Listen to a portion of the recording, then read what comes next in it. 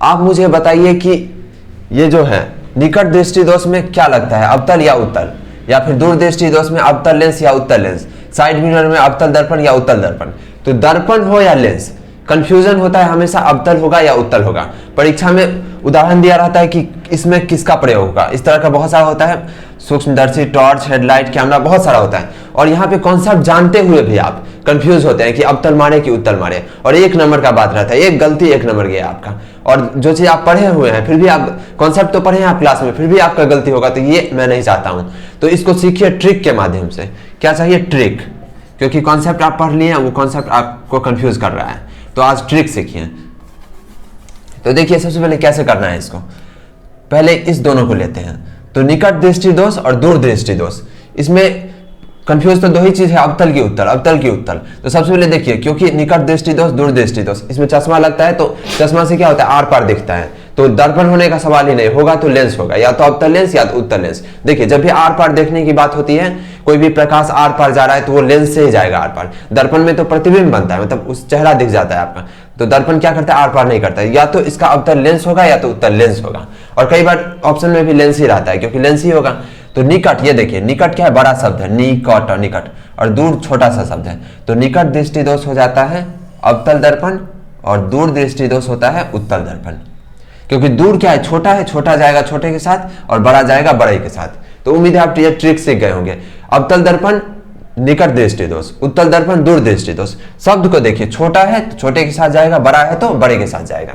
तो उम्मीद है आप ये सीख गए होंगे। आप अगला चलिए, अब बाकी चीजों को देखते जाइए। तो पहला हमारा ये क्लियर हो गया है, ये क्लियर हो गया है। अब साइड मिरर को समझिए। साइड मिरर, तो साइड मिरर देखिए, साइड मिरर दिखने में कैसा होता है, इस तरह से होता है, अंडाकार होता है, अंडाकार, या तो इस तरह से या तो इस तरह से। और आप सबको पता है कि अंडाकार क्या होता है, उत्तल लेंस होता है। तो यहाँ पे बस आप लेंस को, मतलब मिरर को क्या कीजिए, लेंस में बदल दीजिए, मतलब मन में सोच लीजिए। हालांकि गाड़ी में तो लेंस रहता है नहीं है, मतलब साइड मिरर में क्या रहता है, मिरर रहता है, यानी दर्पण रहता है। तो आप ये सोच सकते हैं कि लेंस इस तरह का होता है, तो दर्पण भी इसी डिजाइन का। तो आप इस तरह से उत्तल मार दीजिएगा, क्योंकि आप पढ़े होंगे कक्षा में, तो इतना तो पता होगा आपको, उत्तल इस तरह से बनता है। तो इसका संबंध किससे हो जाएगा, साइड मिरर का उत्तल से। बहुत ही आसान तरीका है, इसको इस तरह से समझ लीजिए। और अगला चलिए बाकी को देखते हैं, इसको मैं इरेज करता हूं। लास्ट में आप खुद बताइएगा, मैं सबको भर दूंगा लास्ट में। अब चलिए साइड मिरर हो गया। अब हजामती पे चलिए कि हजामती को कैसे करना है, और इसको लास्ट में बताऊंगा मैं। पहले इसको चलिए, छोटा अक्षर को पढ़ना है। तो छोटा अक्षर को पढ़ना है, इस लेंस का प्रयोग होता है उत्तल में, क्योंकि उत्तल लेंस को छोटा लेंस बोलते हैं। ठीक है, इस तरह से उत्तल लेंस, तो ये हो जाएगा। अब देखिए छोटा अक्षर को पढ़ना है, और सूक्ष्मदर्शी में क्या, छोटा छोटा कीड़ा को देखना है माइक्रोस्कोप से, छोटा छोटा सूक्ष्म जीव को देखना है। तो जब छोटा अक्षर पढ़ने के लिए जिसका प्रयोग होगा, सूक्ष्मदर्शी में भी उसका ही प्रयोग होगा। तो दोनों का प्रयोग उत्तल लेंस होता है, क्योंकि लेंस से आर पार देखना है, वही कॉन्सेप्ट है। तो छोटा अक्षर को पढ़ने के लिए भी उत्तल लेंस, और सूक्ष्मदर्शी के लिए भी उत्तल लेंस, इस तरह से समझ रहे हैं। अब देखिए टॉर्च, हेडलाइट, इस सब का प्रयोग क्या होता है, अवतल के लिए। टॉर्च हेडलाइट का प्रयोग क्या होता है, अवतल के लिए।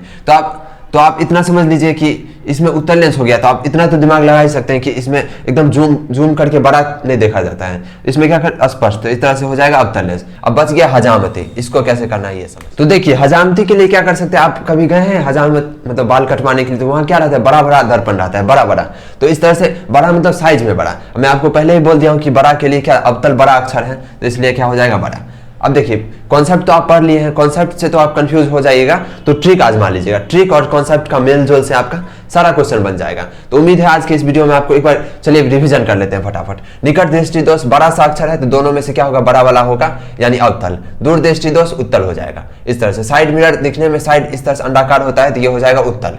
और हजामती के लिए मैं बता दिया, बड़ा बड़ा आईना है, तो ये हो जाएगा अवतल। छोटा अक्षर को पढ़ने के लिए उत्तल लेंस, सूक्ष्मदर्शी ये भी छोटा ही होता है कीड़ा, तो उसको देखने के लिए भी क्या, उत्तल लेंस ही होता है। अब बच गया कैमरा, एक कैमरा छूट गया है, तो कैमरा बता देता हूं, कैमरा का भी हो जाएगा उत्तल, कैमरा का भी उत्तल, क्योंकि इसमें भी कैमरा में छोटा सा लेंस रहता है, और छोटा मैं ऑलरेडी बता दिया हूं उत्तल। और टॉर्च, लाइट, इन चीजों का प्रयोग होता है अवतल में।